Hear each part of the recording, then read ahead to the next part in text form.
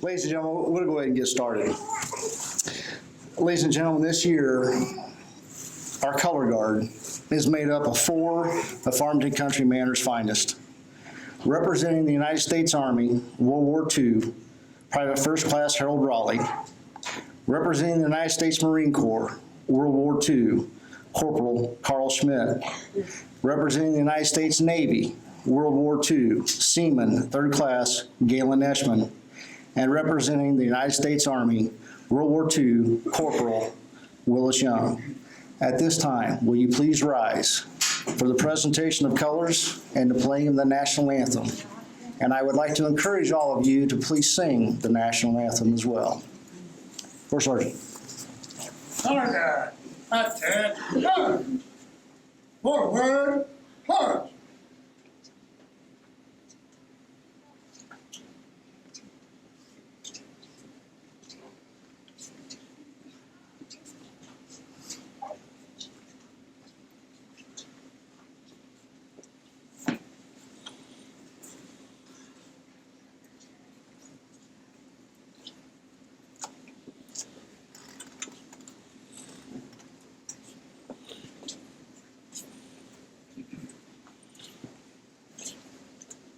Top left, march.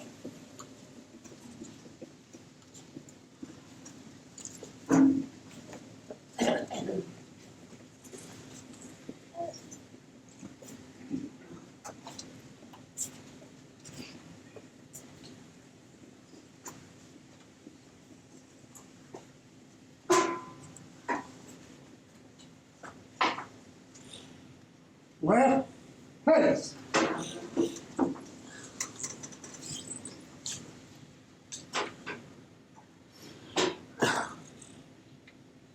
Freeze there, pause.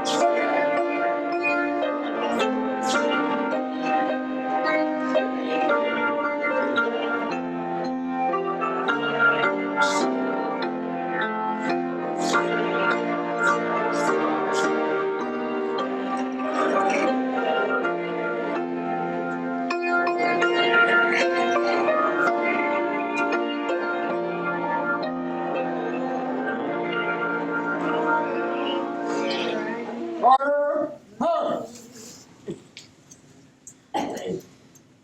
Rifle bearers, port, pause.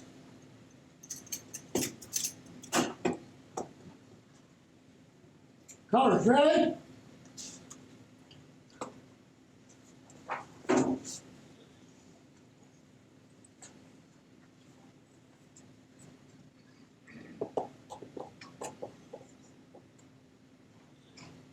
Colors, post.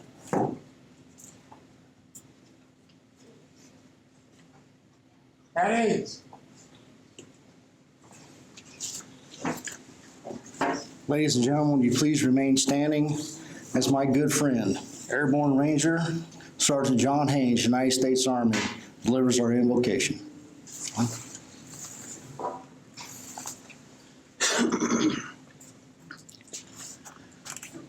You go ahead and get seated.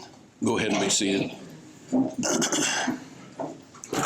I shared with you guys last year, and I salute all you young men for your service. Thank you, man.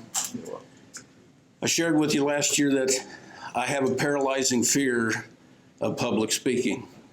And I told Brian, I says, if I fall down, I want the prettiest girl in the room to come up and give me mouth to mouth, because if I wake up and he's doing, I'm going to lose my self-esteem.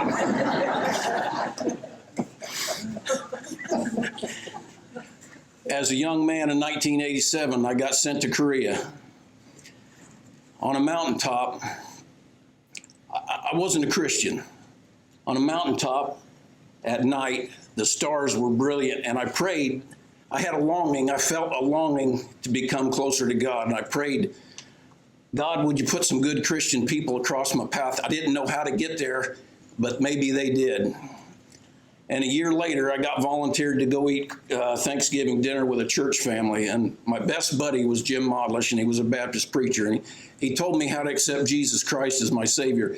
And I want to encourage any of you guys out here, if you've never accepted Jesus as your Savior, you got to do that. Life will be a whole lot better for you.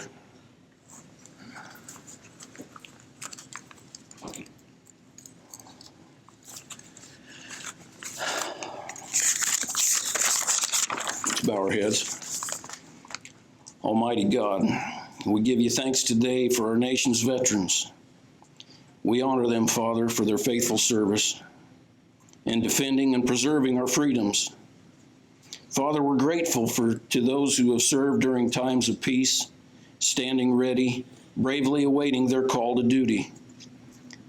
We're grateful for those who served during times of unrest, enduring conflict and bearing physical and spiritual wounds of war. We ask you, Father, that you bless them all, heal their wounds, and give them peace. We thank you, Lord God, for all our veterans, those generations past and present. May we never forget what our country has asked them to do and what they have given in return. In Jesus' precious and holy name we pray. Amen.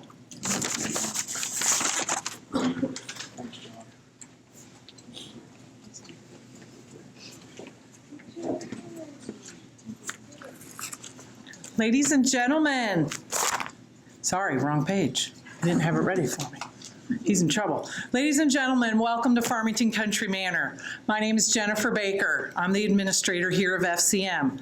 Thank you for investing your time today in attending our 10th annual Veterans Day celebration. Just doesn't seem possible. It's been 10 years already. Today we honor and we celebrate the service of these 24 brave men. Through the past 10 years, we've had the pleasure of hearing over 200 stories of military service. We're so honored and blessed to have the privilege to care for such great men and women. We think it's important to know the past of our residents so we can better understand their needs as we care for them today. We hope the information you learn today will spark more conversations with your friends and family about their service to our country. Every year, I'm always amazed to learn the history of these great men and women who have served our nation, and I think you will too. We are surrounded by greatness here today. I feel very fortunate that they chose our facility. I'd like to recognize all the residents, staff, volunteers, and everyone who's worked for over the past 3 months to get this program together and make it possible. Thank you for making this day special for the veterans at Farmington Country Manor. So let's get our main event started.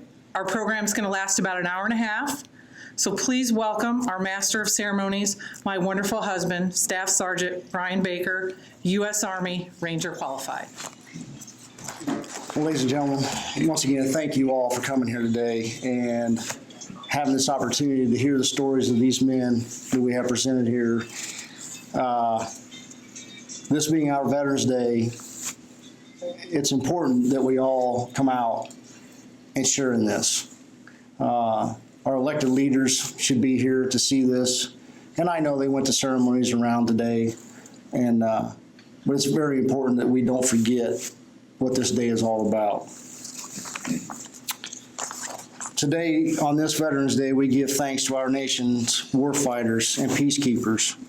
Over 22 million men and women have served this young nation's calling to protect and serve. They have put their lives in harm's way in places like Normandy, Midway, the Battle of the Bulge, Pearl Harbor, Guadalcanal, Iwo Jima. In Korea, places like Incheon, Chosin Reservoir, the Pusan Perimeter, Heartbreak Ridge. And in Vietnam, places like the Tet Offensive, La Drang, Khe Sanh, the Battle of Hue, the Battle of Kien Long, the Battle of An Lo, and Tan Ho. In the Middle East, in Okafi, the Battle of 73 Easting, Medina Ridge, the Momon Valley Raid, the Battle of Dazard, and the Battle of Firebase Anaconda, and the Battle of Kandahar, and the battle that doesn't have a name that'll take place tomorrow. No one battle was any less intense, deadly, or the outcome any different. Men and women fought for their lives. They fought for the lives of their fellow soldiers and were led into battle with a mission to accomplish. Words like duty, honor, country, gallantry, and valor are words that our youth need to hear. They need to hear of these places where so many of their countrymen sacrificed so much. If they don't hear it from us, how are they ever going to know when it's their time to defend something bigger and more important than themselves? Who's going to take the oath to support and defend the Constitution of the United States against all enemies, foreign and domestic? Who will bear true faith and allegiance to the same? It has to be taught. It has to be taught that we stand for our flag. We say the Pledge of Allegiance. One nation, under God, indivisible, and with liberty and justice for all. In this nation, in our homes, there is no greater gathering place than that, the dining room table. It is where families come together. It's where we say grace. We work here. We help our children with their homework. We play games. It's where we can tell stories and share experiences. I ask all veterans, all of you in this room, to share your story with your family, with your grandchildren, as much of it as you can. Help them to learn why this is the greatest country on earth. This is our day, veterans. And at this time, I'd like to recognize any and all veterans that are in the audience. So if you would please rise. Please stand. Tell me your name, tell me your rank, tell me the unit you were in, tell me the conflict you served in. But please stand to be recognized today. Danny Miller, stand up, bud. All you guys. The Army, Vietnam. Sir? Spec 5, E5, James Zilch. U.S. Army. Tricia Deers, United States Navy, E3 electronics technician. Awesome. Sir? Jim Daly, Spec 5, Army, medic, served in Germany. Sergeant Haynes, Korea, Fort Lewis, Washington, and Germany. Awesome. Sir? David Stonecipher, precinct and airborne. All right. All right. Another sky jockey. Sir? Bushtoa, Airman First Class, U.S. Air Force, Great Korea, Mechanical Motor Pool. Yes, sir. Lieutenant Colonel Jeffrey Smith, Transportation Officer, Iraq. Specialist for Lori Smith. Actually, I was in no conflict, but did 4 years at active duty records clerk. Well, thank you. Thank you all. Thank you all for your service. Thank you very much. Oh, I'm going to get to her. I'm going to get to her. I'm Catherine Jacobazzi from Peoria. Yeah. And I was a first lieutenant in the Nurses Army of Rome. So, yeah, I was overseas for about a year and a half. Yep. Until the war was over. I'm glad I went, and I'd do it all over again if I had to.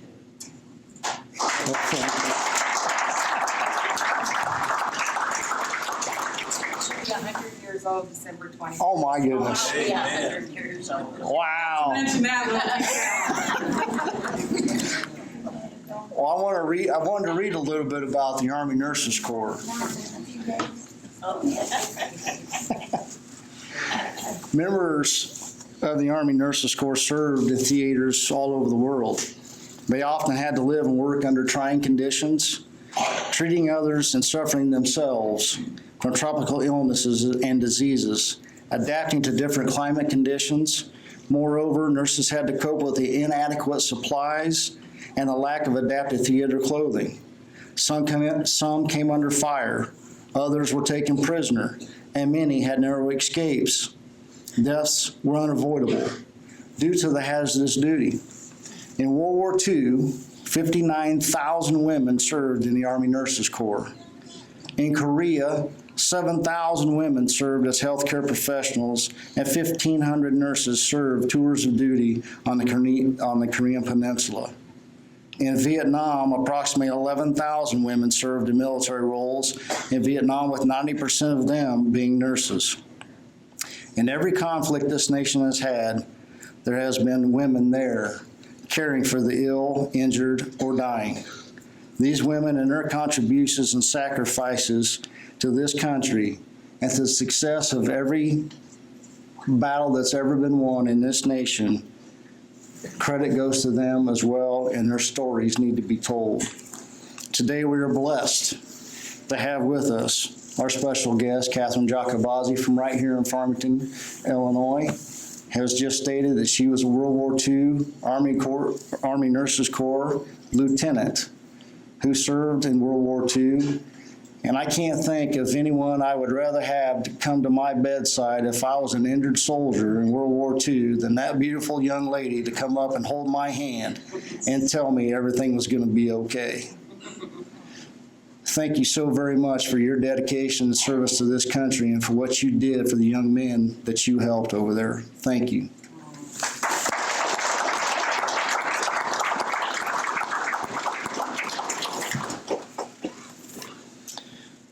Well, ladies and gentlemen, let's meet some more of our fine veterans we have.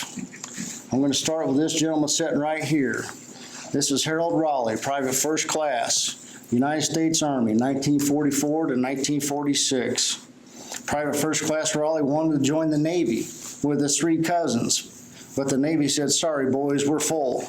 So shortly after that, he was drafted into the Army Air Corps.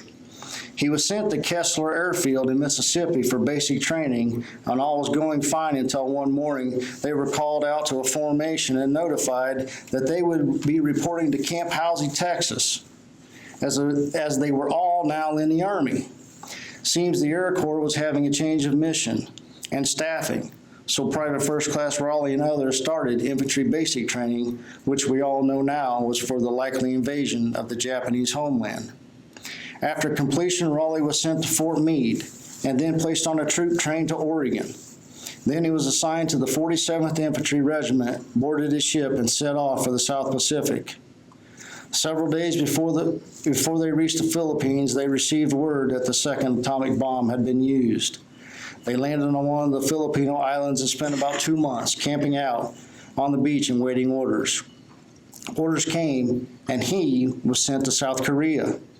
Why, you ask? I did too, at first, but the Japanese had invaded South Korea to steal their natural resources, mainly timber, for the war effort. So Raleigh and men were sent there to guard weapons and ammunition storage sites. He said it was a little scary at night. He didn't know who was out there, and there were all kinds of strange sounds. But then they received guard dogs, and that changed everything. Private First Class Raleigh also said that he had to guard a sawmill and a pile of logs. He said every day a Korean papasan would come down and want to get some logs to take home for firewood. The guards would tell him no, he couldn't have any. Well, this went on for a couple of days, and on the third day, PFC Raleigh and the guards, being all of about 19 years old and just a little bit ornery, they said yes to papasan, that he could have a log. It was the biggest one in the pile. To their amazement, they watched papasan take that log and roll it all the way home. Mr. Raleigh has 6 stepsons? Yeah. 6 stepsons. 2 of those also served the United States Armed Forces, Donnie and Tommy. They both served in Vietnam. Donnie passed at age 58 from Agent Orange poisoning, and Tommy is still fighting through his health problems. But gentlemen, we want to thank you for your service today. Thank you.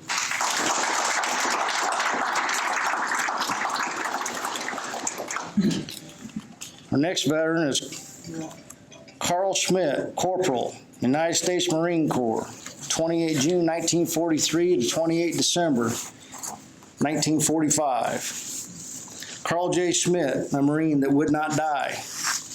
Carl attended Marine Intelligence School after basic Marine training, which prepped him for a mission that was vital to the defeat of the Japanese on the island of Guam.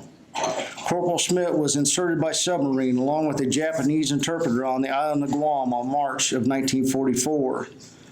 Corporal Schmidt spent the next 3 months conducting the most detailed reconnaissance mission I have ever learned of. He reconned the beaches, the rivers, the hilltops, and the ridge lines. He reconned around villages and towns, updating maps and drawing his own to show potential landing areas for Marines. Carl showed locations of natural land obstacles and problem areas. He drew pictures and maps of Japanese fighting positions, artillery pieces, fortified bunkers, pillboxes, along with numbers of Japanese soldiers in these areas. Carl and his interpreter would run missions for between 5 and 10 days and then be resupplied by submarine or designated cache sites.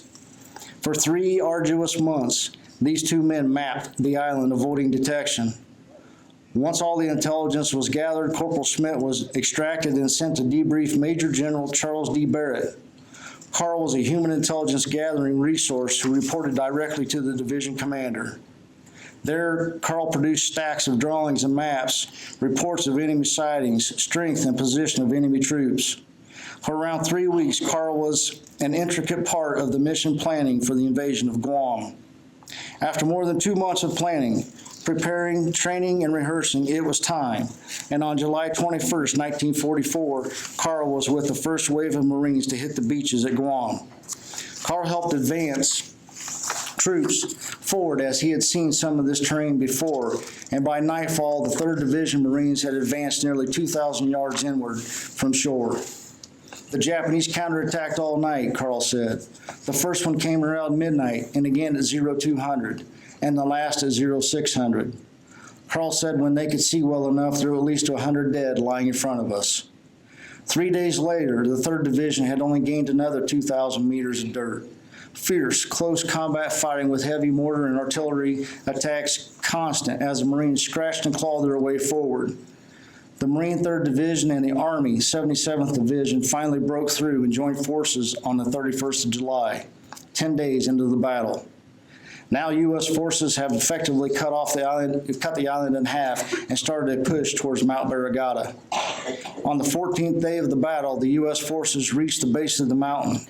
Still only gaining 2,000 yards a day, the Marines on the left flank and the 77th on the right, they fight past Mount Barragata. This mountain was heavily fortified, and the ridgeline running towards Mount Santa Rosa offered the Japanese the advantage. On August 4th, Corporal Schmidt and 9 other Marines were advancing on the enemy when mortar rounds started raining down on them. The first explosion knocked him down. He pulled his arms and legs in tight and covered his ears. The next explosion is the last he remembers. When he woke up, he saw his rifle stuck in the sand with his helmet on top. Marines quickly got him evacuated to an LST, and the LST took him to a hospital ship offshore. When Carl awoke the second time, he was in a wire basket being pulleyed across on 2 cables to a hospital ship. Carl said, "I remember looking down and seeing the water." The third time Carl awoke, the chaplain was standing over him, saying his final rites. And the chaplain said, "Carl, you're one lucky man. You were the next to be buried at sea." The other 9 Marines with Carl in that mortar attack all died from their injuries sustained. Carl spent the next 6 months in a hospital healing from his wounds. At a medal ceremony, Carl was presented his Purple Heart by a Marine Corps Lieutenant Colonel who was the chief of surgery. "Well, Marine, you're healed up. Back to your unit." So back to Guam Carl goes to link up with his unit. Upon arrival, there's a lot of activity about, and Carl is notified that the 3rd Division is leaving in about 12 hours for some island called Iwo Jima. Carl says, "Holy crap, I just got released from the hospital yesterday." The next day, March 19th, the 3rd, the 4th, and the 5th Marine Divisions, along with amphibious assault groups, made their way to Iwo. The 4th and 5th Marine Divisions landed on the beach below Mount Suribachi. The 3rd Division came in behind them, and the 5th went towards Mount Suribachi. The 4th went up the middle of the island, and the 3rd towards Airfield 2. Heavy, intense fighting with only 100 yards advanced the first day. Unlike Guam, which had vegetation growing on it, Iwo had nothing. Volcanic sand, that was it. Not a tree on the entire island. Fighting was crawl, fire, run, and dive in a hole or start digging to get your head underground. One report said that every hole that he went by, it had a dead Marine in it. 5 days into the fight, Marines placed a flag on top of Mount Suribachi, but the fight is just beginning. Carl's 3rd Division has only managed to make it 1,600 yards, 1 mile in 5 days. They are fighting right up the middle of the island with the most enemy concentration located there. The whole island is 2 miles wide and 4 miles long, about the size of Canton, with 23,000 Japanese soldiers dug into well-fortified fighting positions. Everywhere the enemy has covering and supportive fires that interlock to form a lead curtain of defense. Not only that, they have an estimated 40 miles of underground tunnels to move troops and supplies. If undetected after the U.S. forces had passed by the enemy, they would come up out of the ground behind them. One day, Carl has pulled back off the front lines and he is in a semi-secure area where a Japanese prisoner is being interrogated. He overhears the Japs say that they will each kill 10 Americans. So Carl asked the interrogating officer how many they had to expire, and he was told it's open season. Back in the fight and still only advancing hundreds of yards a day, the fighting becomes more intense. Constant artillery mortars and assaults by Japanese troops. 8 days into the battle, the Marines have made it past the number 2 airfield, and the Marines are discovering the tunnels. Once Carl started down a tunnel entrance and then thought better of it, and lucky for him because there was over 2,000 Japanese in that tunnel system hiding. The next day, Carl again comes face to face with the enemy. In close quarters, shots are being fired, but Carl is calm and his shots are truer. Upon searching the KIAs, Carl finds on one of the Japanese a leather booklet. Carl thinks it's probably a diary, but it turns out it was the field reports of the number 2 intelligence officer of the Japanese. 2 more days of continuous combat just east of number 2 airfield.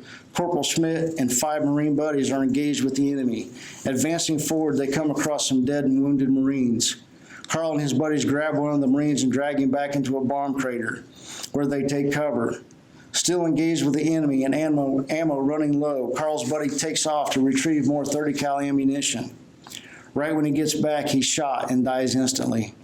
The Marines continue the fight until all are dead but Carl. Under the cover of darkness, Carl grabs the wounded Marine and gets him out of there. That Marine was Pat Caruso. Pat became the superintendent of schools in New Jersey. This man also wrote a book about Iwo Jima titled The Nightmare on Iwo. In the book, Pat describes being saved by a Marine that night. That Marine was Carl. Though they never met, after the war, they did speak on the telephone on several occasions. One night after 3 assaults to take Hill 362, the Marines had the high ground and the Japs were down below. Offshore, destroyers fire illumination rounds around the clock to keep the area lit up all night. One of the Japs down the hill hollers out, "Marines eat sea rations." And his buddy, known as Hillbilly, affectionately called Hillbilly, hollers back to Tojo, "Tojo eats poop," but he didn't say poop. And Carl said, "I busted out with laughter." He said it was the funniest thing I'd ever heard. He said, "Here we are engaged in battle and I'm laughing hysterically." The humor was short-lived because 2 days later, Carl was shot in the shoulder. He was evacuated down to Airfield 1. There along the runway, they had tents set up over the top of sandbag bunkers. Carl was receiving care when the mortar attack started. One landed just outside the tent, shrapnel ripping through the canvas, and then another explosion. Carl said I went berserk. The corpsman jumped on top of me to hold me down. He may have even knocked me out. I don't remember. I still don't remember leaving Iwo Jima. Carl said that he was probably shot at least 100 times directly, and some of those shots were really close. But if I saw them, I shot straight, and just like the power company, I shut their lights out.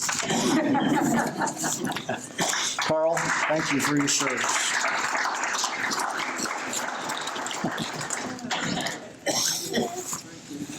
Our next veteran is Galen Eschman, Seaman 3rd Class, United States Navy, 1944 to 1946.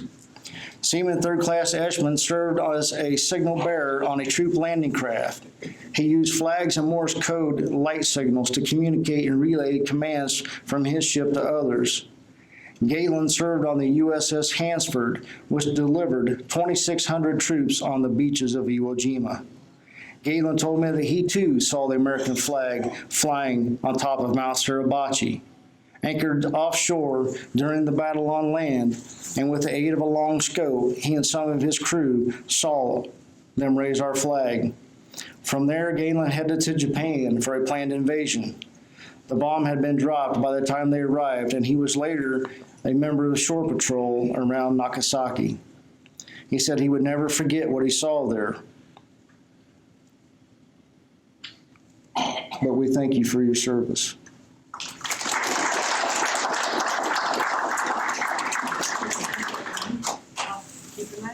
He's hanging on to it. Who's up next? Our next veteran is Willis Young, Corporal, United States Army, 1944 to 1945. At 19 years old, Corporal Young was a member of the 377th Infantry Regiment, the 95th Infantry Division. Corporal Young served as lead scout, always out front. His unit was known as the Iron Men of the Metz for their actions in driving out the Germans from the area surrounding Metz, France. It was here that Corporal Young distinguished himself as a free thinker and a leader. By using his instincts, he led many men to and from machine gun emplacements while occupying defensive positions high on the cliff and overlooking the hills. The Germans wanted them out of there, and these men were always under sniper fire and probing attacks. One night, under the cover of darkness, and during a severe thunderstorm and pouring rain and high winds, Corporal Young was leading a squad of 9 men on a patrol when he heard a shovel make that metallic sound of hitting a rock. Corporal Young then heard noises to the left and right of him, and he quickly realized that he was between 2 German infantry units. Corporal Young hastily devised a plan to shoot and throw grenades in both directions and then get the heck out of there. What happened next was completely unexpected. Their grenades landed near gasoline or ammunition or something as explosions started happening. Rifle fire ensued and a battle started. It was a battle between themselves, a friendly fire situation in which the Germans started attacking themselves in the confusion. The Germans caused 113 casualties amongst themselves. This was learned later as a German lieutenant who was later captured had this event wrote down in his notebook. And he also stated that the U.S. Army outfit that was the likely culprit, Through interviews and fact-checking, it came back to Corporal Young was the man responsible for this. Corporal Young is a Legion of Honor recipient from the country of France. It's one of France's highest military awards. He is a Bronze Star recipient for valor. Corporal Young is a Purple Heart recipient from an engagement at Bertrange, France, and was awarded the POW medal for his 5 months he spent in captivity. The Iron Men of the Metz, in a 5-month battle for the city of Metz and the surrounding area, suffered 1,128 men killed, 4,783 men wounded, 391 missing, and 68 POWs. Please research this story and learn more about this battle and share it with as many people as you can. Mr. Young, we thank you for your service.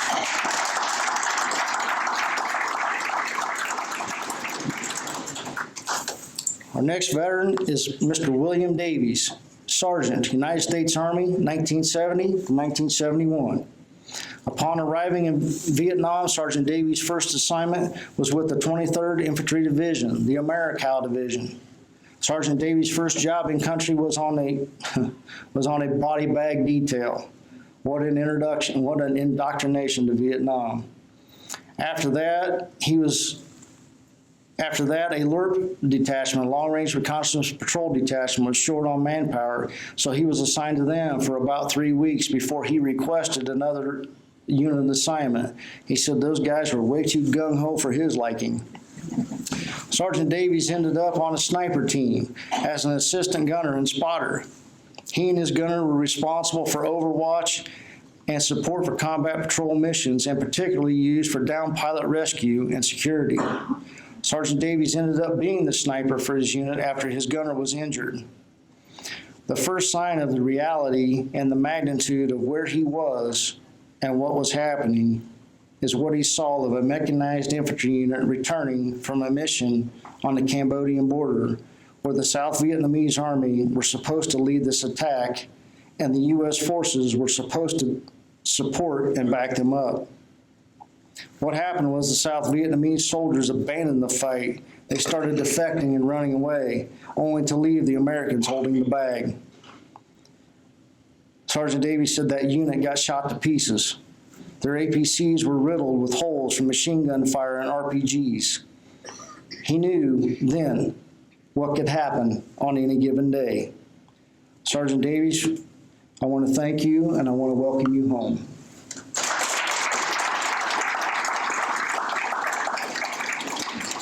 Drink. No, I'm good.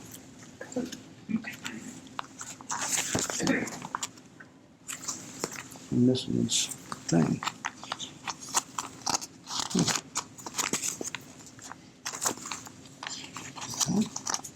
A little technical difficulty.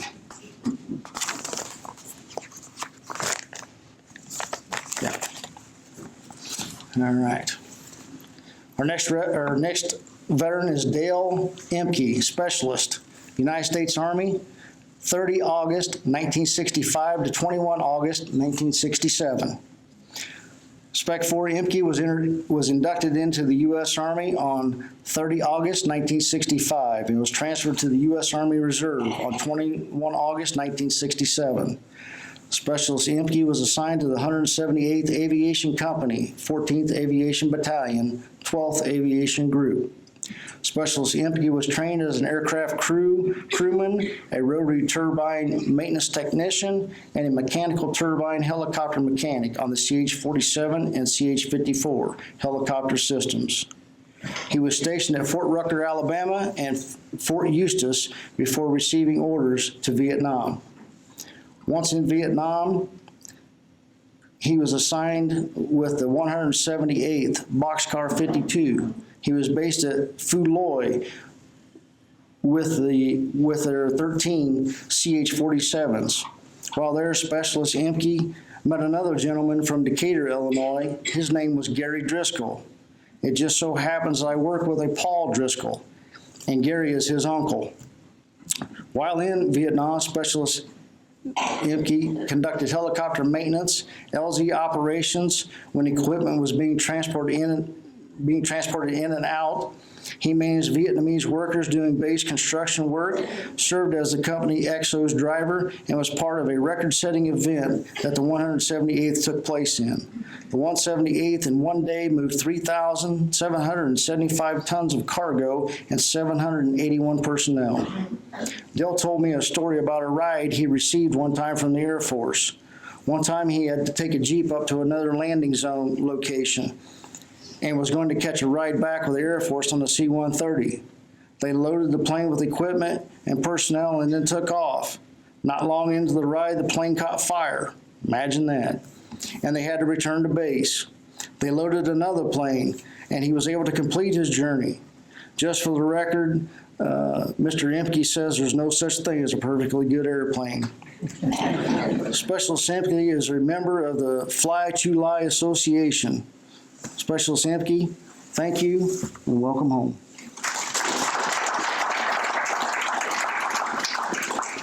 Let me go ahead and read Mr. Diltson and Delbridge's, okay? You're over here. Yeah. Yeah, we're going to move across the room here. Our next veteran is Raymond Delbridge. Yep. Coxswain, 4th grade, United States Navy, June 1944 to June 1946. Coxswain Delbridge served on the USS Landing Craft Infantry 638. He participated in 2 campaigns at the Pacific Theater. He and his LCI were at Iwo Jima from 19 February to 26 February 1945. And then Coxswain Delbridge engaged in his 2nd campaign on Okinawa from 26 March to 14 June 1945. He has proudly served and been honored by the Greater Peoria Area Honor Flight to Washington, D.C. Thank you for your service.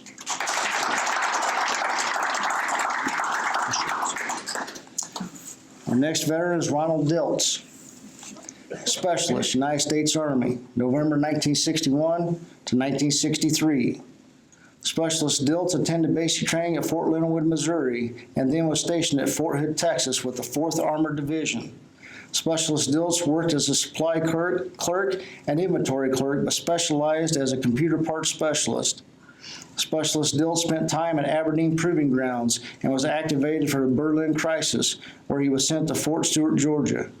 Specialist Diltz qualified as a sharpshooter and has a safe driving badge.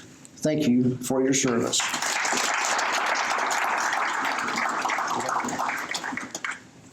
This good-looking gentleman sitting right here is Larry Guppy, Corporal, United States Army, 1953 to 1955. Mr. Guppy was first enlisted in the United States Naval Reserve in 1950. He served a couple of years and then married his beautiful wife. Well, having a new wife and a job seemed to conflict with making monthly Navy training sessions, so he decided to just stop going. Well, after some time of no attendance, the Navy drops you from their ranks and makes you eligible for the draft. Welcome to the United States Army. Corporal Guppy was drafted in 1953 for the Korean War. He was assigned to the old 44th Infantry Division and to have taken basic training at Camp Cook in California, but they struck oil there, so then he was sent to Fort Lewis, Washington for a 1-station unit training for 12 weeks. Before he had even completed training, truce talks had begun. He finished his training and then was assigned to the regimental headquarters and sent to supply. Corporal Guppy was further trained in supply and quartermaster at Fort Ord, California. After leaving the service, he was employed at Peoria Typewriter for 33 years. He then worked at Caterpillar and Hunter Hydro, where he retired in 1998. Corporal Guppy has been a Legion member. Well, I got 65 years, but it's 70 years now, right? Yep. For a very long time. Now, here's a little baseball history for you. Corporal Guppy's father, Chester Guppy, played professional baseball. One of the teams he played for was the Oklahoma Indians from 1927 to 28, 29, and 30 seasons. He played against the greats like Lou Gehrig and Babe Ruth. He played center field. Corporal Guppy, thank you for your service.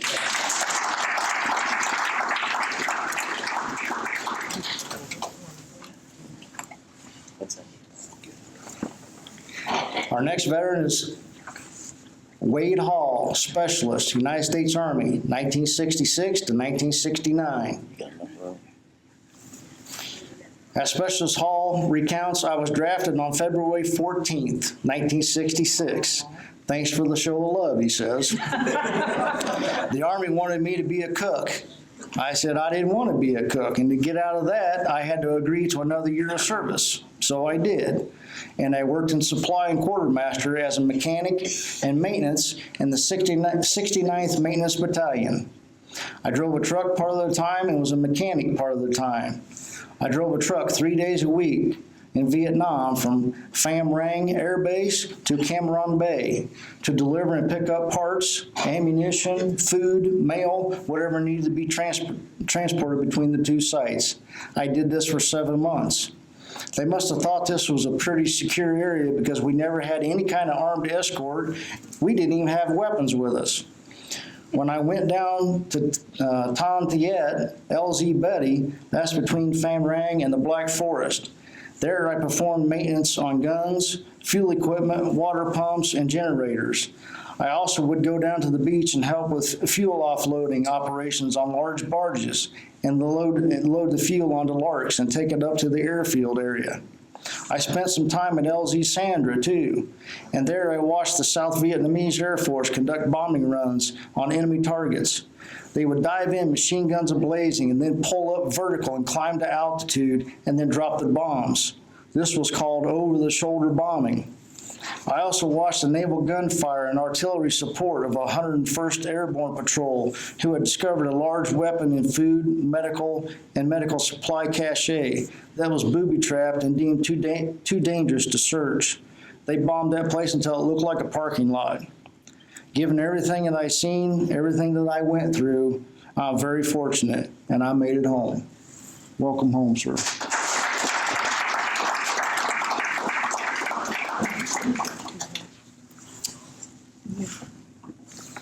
Our next veteran is Leo Hoback, Staff Sergeant, United States Marine Corps, August 16th, 1958 to October 1967. Staff Sergeant Hoback was living in Pontiac, Illinois when he enlisted in the Corps. He left and reported to basic training in San Diego, California, followed by ITR training at Camp Pendleton. He trained in various aspects of maintenance and repair to include welding, metal fabrication, painting, and body repair. Staff Sergeant Hoback was eventually assigned to the Bulk Fuel Detachment, 2nd Battalion, 5th Marine Regiment, where he learned all the tasks required for loading, unloading, transport, and storage of military-grade fuels. In 1959, Staff Sergeant Hoback was sent to Camp H. Smith in Hawaii. This was before Hawaii was even a state. He was assigned to the motor pool transport and was the commander's driver. In October of 1962, Staff Sergeant Hoback and contingency Marine forces boarded Navy vessels en route for a blockade duty in the Caribbean for the Cuban Missile Crisis. Hoback was aboard the USS Defiance, LSD-31, and made the trip through the Panama Canal. Staff Sergeant Hoback recalled how hot it was, but marveled at how the ships moved through the lock system. He recalled once on the picket line, they were to stop all seagoing vessels in and out of the Cuban ports. One day, a Russian ship was coming in and ignored all communications to stop. Hoback said he saw the black smoke roll and a U.S. destroyer headed straight for that Russian ship, firing at 76 millimeters and 50 twin mounts in front of that Russian ship. It stopped. Hoback's specialized training deployed him to Japan in late 1963 and then to Vietnam as a military advisor for 3 months. He went back to Japan where he unloaded fuel pods to holding tanks and bladders and unloaded fuel, food, and supplies and ammunition. In 1966, Staff Sergeant Hoback was sent to Vietnam and based at An Hoa in Phu Bai, up by the DMZ. He worked the airfield supervising refueling and storage operations and even got to take part in some aerial reconnaissance missions flown by some, as he described, some crazy-ass pilots. He at one point asked if he could only fly, if he could fly an aircraft called a Caribou. So he would fly with a pilot and then take over the controls for a while. From beginning to end, this Marine was involved in action, some just daily duties and some under fire, but always performed with honor, courage, and commitment. Staff Sergeant Hoback, thank you and welcome home.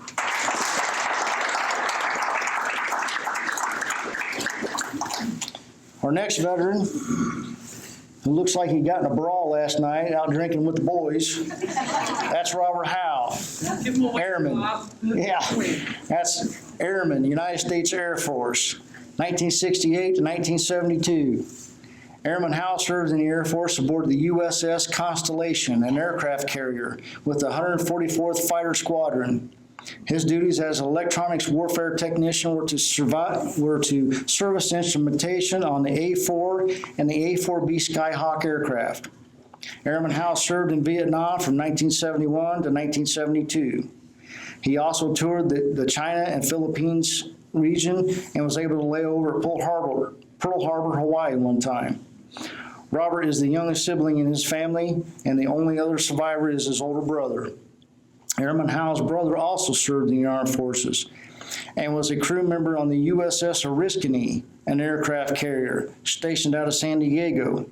This was the same carrier that Robert took his carrier qualification test on. Both brothers with ties to the same ship. That makes for a pretty good story. Airman Howell, we thank you for your service and welcome home.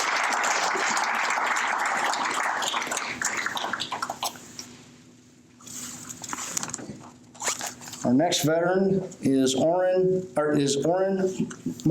Modis. I always say his name wrong. Orrin Modis. That's right, honey. Private, United States Army, 1945 to 1946. Private Modis was stationed at Fort Carson, Colorado with the 38th Infantry Division. With battle still occurring in World War II and the next threat to U.S. soldiers unknown, soldiers were still being drafted and trained. Private Modis trained and completed the mountaineering course, and then was attached to the 2nd Infantry Division. There was one story that Orrin shared with me about his experience in mountaineering school. Orrin said that one time on a 60-degree day and the sunny mountain, things were going fine. The next morning after crawling out of their tents, it was 30 degrees and there was about 30 inches of snow on the ground. Sounds about like today. As he said, welcome to the Army. As the war came to an end and Private Modis finished his term of service here in the U.S., he returned home to begin a family legacy of farming. Mr. Modis, thank you for your service.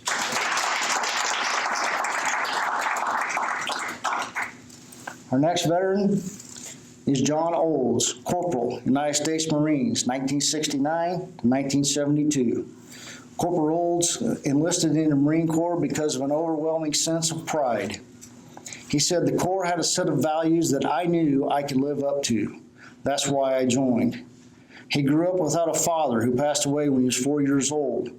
That made him a sole survivor. He was told he didn't have to join, but he did anyway. He said his mother raised him right: respect, manners, responsibility. His mother also wasn't too happy with him when he joined. John was supposed to go in on the buddy plan. Yep, him and some of his buddies all said they would join and all go together. When it came time to go, John was looking around asking where his buddies were. Not a one of them in sight. These stories didn't seem to have a negative effect on John's son, because he too, like his father, joined the United States Marine Corps. Corporal Olds received basic Marine Corps training at Camp Pendleton, California. He remained there until receiving orders for Vietnam. He was sent to Vietnam with the 1st Marine Division based outside of Da Nang. Corporal Olds said that his time there was uneventful. He said that he did whatever was asked of him, but he always felt like there was more he could have done. He said, I felt like I never did enough, like I left something there. He said, some gave all and never made it home, and that made me weep for these men.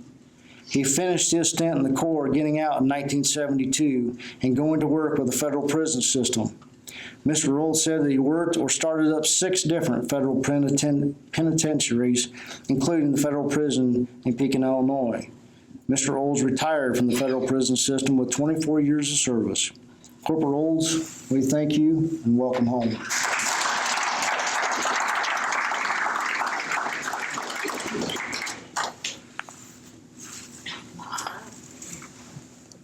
Look who's down there. We've got a couple guys that were sick today. So, yeah. The next gentleman is Carl Stonecipher, Captain, United States Air Force, 1954, 1956. Air National Guard, 1956 to 1960. Captain Stonecipher served as a personnel officer and adjutant officer for the 635th Aircraft Control Warning Squadron at McChord Air Force Base in Washington State. At this air base, about half the United States and the Aleutian Islands Air Command flights were tracked and guided by the 635th ACW Squadron. Captain Stonecipher is a graduate of Drake University and an ROTC graduate receiving his commission, and honorably and proudly served this nation in his assigned roles and appointments. Captain Stonecipher, we thank you for your service.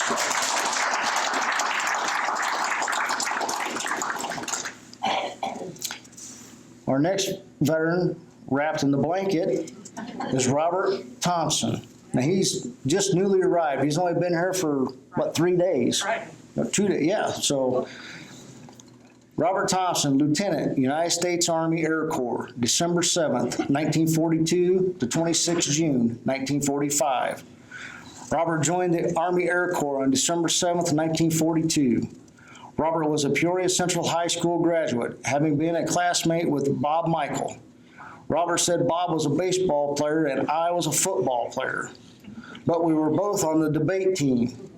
Robert said, I don't know which was a better athlete, but Bob kicked my butt in debate. Bob was a really smart guy, he said.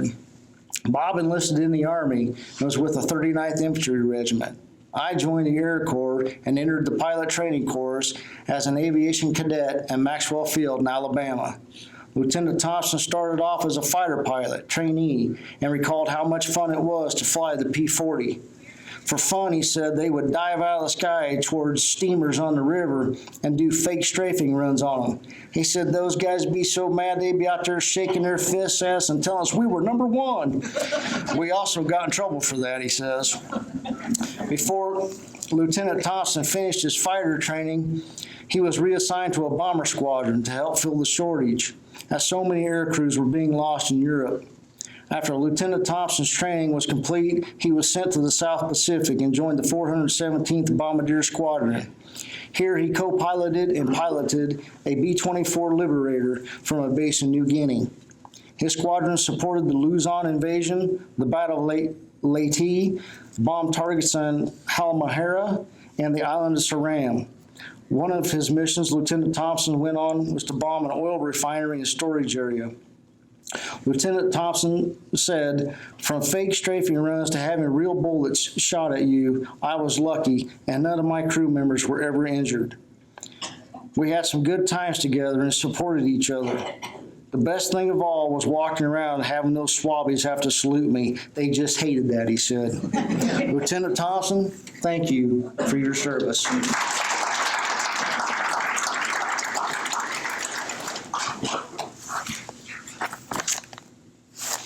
Our next veteran is Clayton Waftel II, Sergeant First Class, United States Marine Corps, United States Army, 1951 to 1971.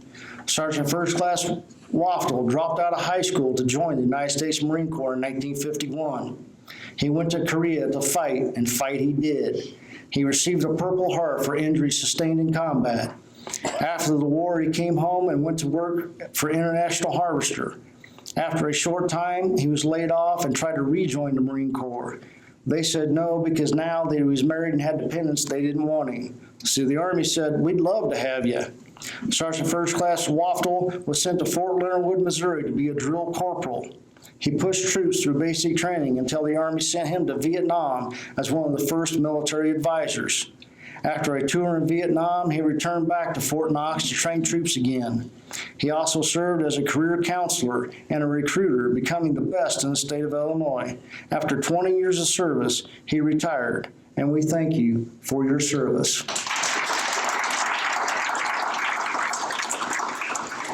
I also got to mention that because he was a United States Marine first, he said that made him the best drill sergeant the Army ever had.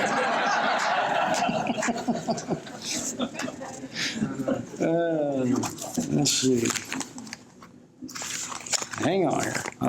My book's a little messed up now, so. Melvin went back to his room, so that's right. Okay. Hang on here. I only gotta find my. We skipped a bunch. Okay, here we go. Our next veteran is Dale Ramsey, Sergeant, United States Air Force, 1953 to 1955. Sergeant Ramsey has served and filled many roles within the ranks of the Air Force. Sergeant Ramsey was stationed in Korea with the 5th Air Force headquarters in Seoul, Korea, and the 309th Heavy Transport Wing. He was also stationed at Hokkaido, Japan, where he served as a commander's driver. He was responsible for arranging meetings, scheduling appointments, making travel arrangements, and sometimes going to sites where investigations were taking place to gather information to write reports. Sergeant Ramsey is a recipient of the Korean War Medal. Sergeant Ramsey, we thank you for your service.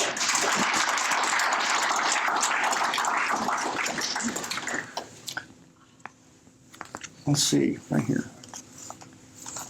Mr. Schisler. Gail Schisler, Airman, First Class, United States Air Force, 1954 and 1958. Airman First Class Schisler joined the United States Air Force in 1954, trained and served as a gunner on the B-29. Later, he served as a crew member on the B-50D Model Super Fortress. Mr. Schisler was trained in San Angelo, San Antonio, and was stationed in Reno, Nevada, and Stead Air Force Base, and also at Langley Air Force Base in Virginia, and spent time in Lyon, France. Mr. Schisler also served as an educator and a principal for the Valley High School District.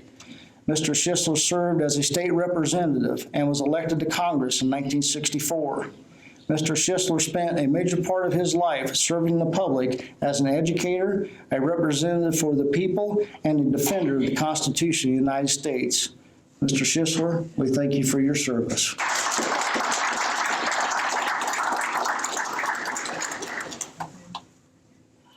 Quinn. Yep. Our next veteran is Mr. Keith Quinn, Sergeant, United States Army, January 23rd, 1951, November 8th, 1952. Sergeant Quinn is a Korean War veteran who served with the 6th Armored Division, the Super 6, with the 25th Combat Engineer Battalion. As a heavy equipment operator, he helped to construct roadways, airstrips, and defensive fighting positions. These men were also called on to take on the dangerous job of clearing minefields. He also drove and transported men and materials to and from the frontline areas. Sergeant Quinn's service was recognized with participation as a member of the Peoria Area Honor Flight in 2017. We thank you for your service.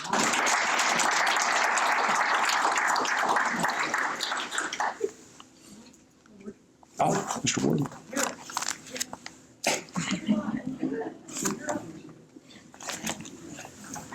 Couldn't even see him back there. Our next veteran is Harold Ward, Petty Officer First Class, United States Navy, 1943 to 1945. Petty Officer First Class Ward was a crew member on board the 167-man USS Gustafson, a destroyer escort, home port, 4th U.S. Naval Fleet, Recife, Brazil. The reason for U.S. operations here was that Hitler liked to send his U-boat crews to Argentina for R&R. Petty Officer First Class Ward conducted sub-hunting missions along the coast and the rivers in Brazil and Argentina. The Gustafson was sent to Portsmouth, Maine in February of 1945 to assist in sub-patrols along our eastern seaboard. On May 5th, 1945, the USS Gustafson made radar contact with a U-boat 25 miles east of Boston. That U-boat was destroyed by Hedgehog depth charges fired from that vessel. Mr. Ward, we thank you for your service.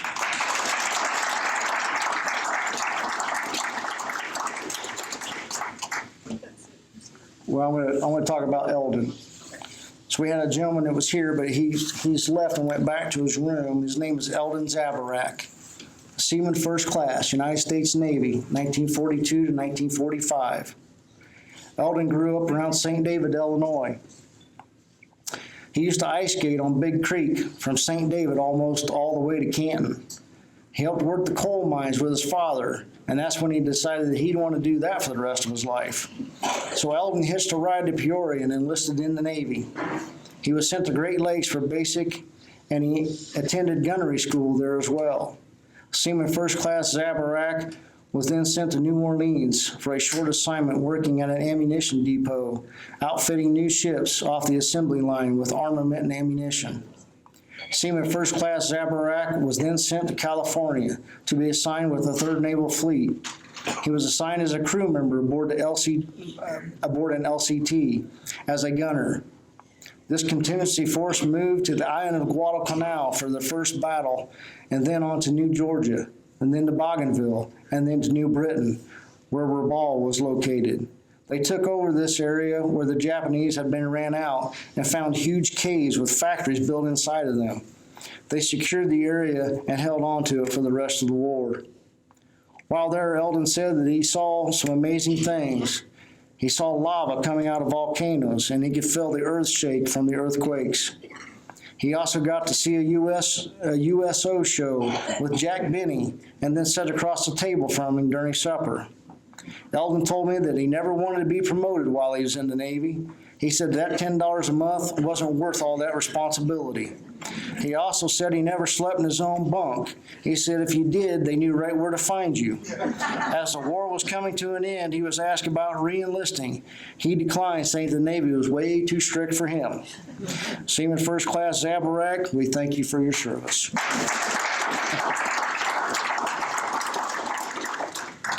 In closing, I'd like to read something. This is to you who answered the call of your country and served in its armed forces to bring about the total defeat of the enemy. I extend the heartfelt thanks of a grateful nation. As one of the nation's finest, you undertook the most severe task one could be called upon to perform. Because you demonstrated the fortitude, resourcefulness, and calm judgment necessary to carry out that task, we now look to you for leadership and example in further exalting our country in peace. Signed, Harry S. Truman. Ladies and gentlemen, at this time, will you please rise for the playing of taps and the retiring of our colors.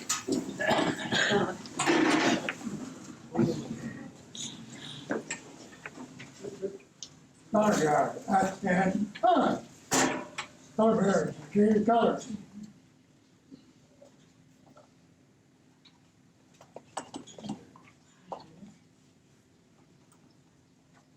Rifle bearers, Fort Front.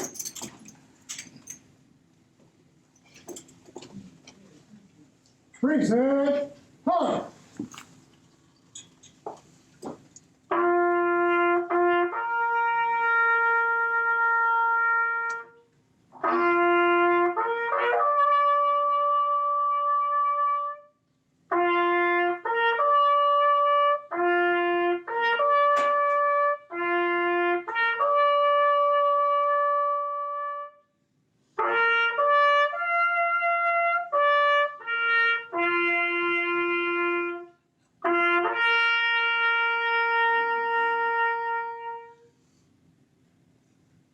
Order, hard.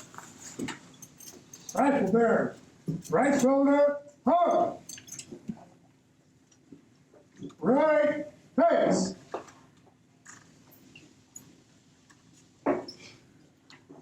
Column left, march.